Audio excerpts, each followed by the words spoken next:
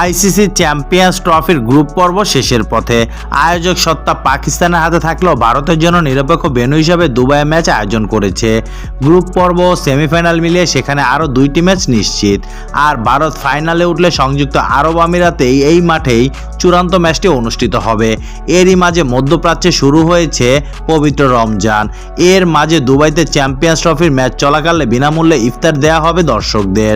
বৃহস্পতিবার এক বার্তা এমিরেটস ক্রিকেট বোর্ড এই তথ্য নিশ্চিত করেছে। সাধারণত রমজান চলাকালে দর্শকদের বাড়তি ভাবনার বিষয় হতে পারত ইফতার, বিশেষ করে স্টেডিয়ামে যেহেতু তাদের বাড়তি দামে খাবার কিনতে হয়। এবার সে অসুবিধায় পড়তে হচ্ছে না ক্রিকেট ভক্তদের।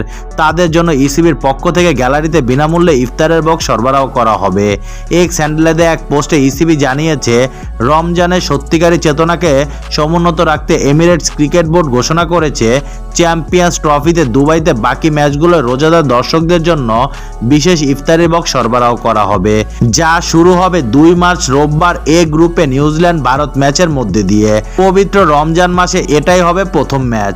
স্টেডিয়ামের হসপিটালিটি বক্সের বাইরে সব জায়গায় রোজা ভাঙার সময় হওয়ার আগে ইফতারি বক্স সরবরাহ করা হবে।